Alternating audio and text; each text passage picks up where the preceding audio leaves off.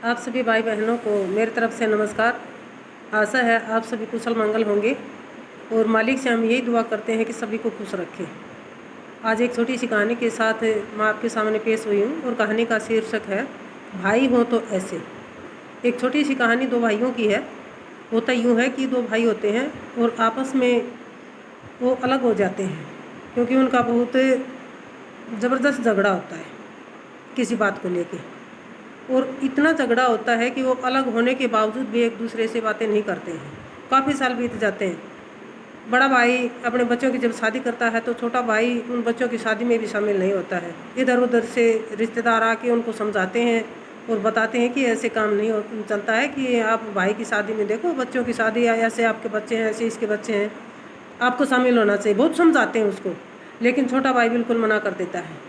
बोल देता है कि मैं आपके सामने हाथ जोड़ता हूँ, लेकिन आप मेरे सामने उसका नाम तक मत ले, क्योंकि मैं उससे बहुत नफरत करता हूँ, बहुत घृणा करता हूँ। वो मेरा भाई नहीं है, वो मेरा दुश्मन है।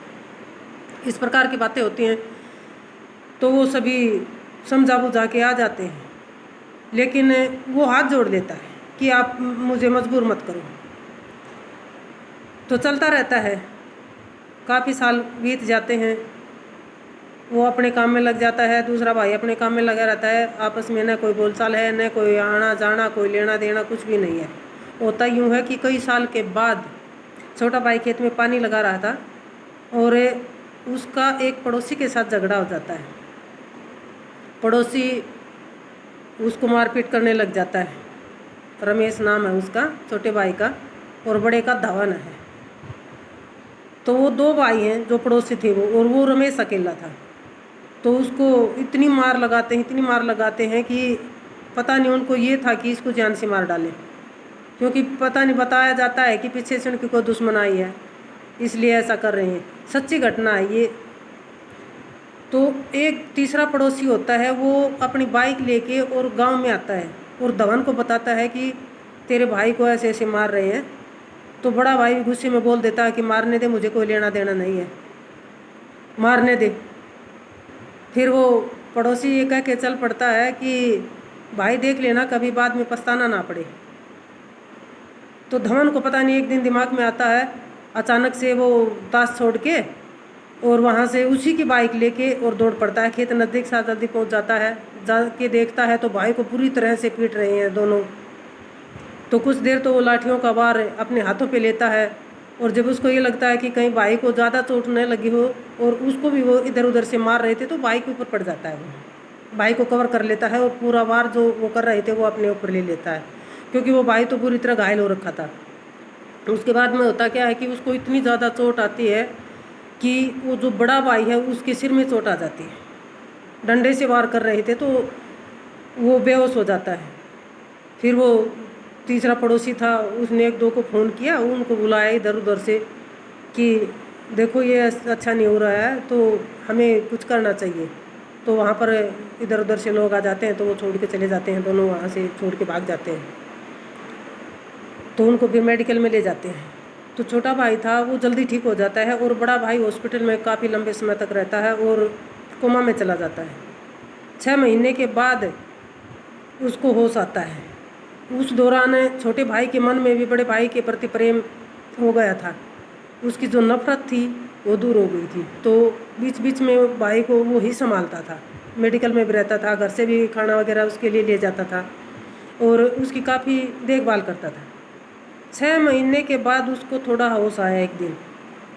तो वो भाई जैसे पैरों की तरफ खड़ा था, तो उसने आंखें खोली तो वो भाई दिखाई दिया।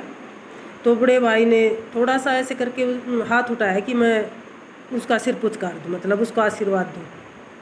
बोल नहीं पाया वो, लेकिन वो हाथ उसका वापस गिर गया।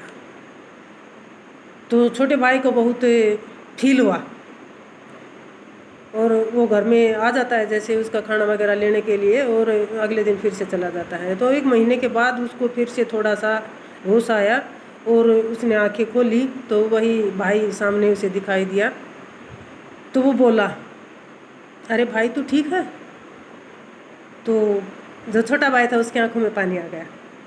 दोनों भाई आपस में, मतलब मैं क्या बताऊं कि मेरे को भी फील होता है, आपस में एक दूसरे को लिपट के इतना रोए कि देखने वाला भी भावुक हो जाए उनको देख के। और छोटा भाई बोला कि भाई मैं आपसे माफ़ी मांगता हूँ, मैं बहुत गिल्टी फील करता हूँ, मैंने आपके प्रति इतनी नफरत मेरे दिल में ली, मुझे नहीं करना चाहिए था। मेरे मन में आपके प्रति इतनी गलतफहमी थी कि मेरे को किसी ने भड़का दिया था और मैं आपको गलत समझने लगा था।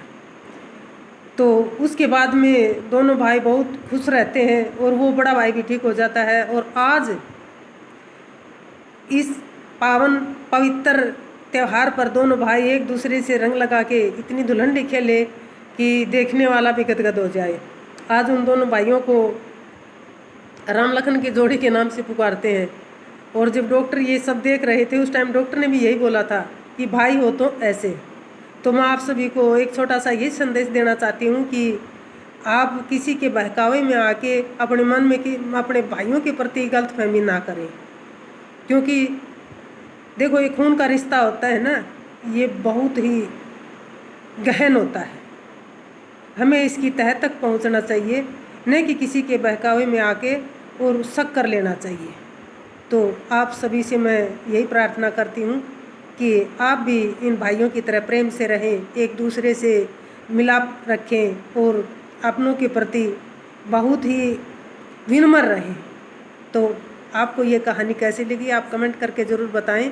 अगर इसमें कुछ गलत कहा तो मैं माफ़ी चाहती हूँ। आप सभी का तहे दिल से धन्यवाद।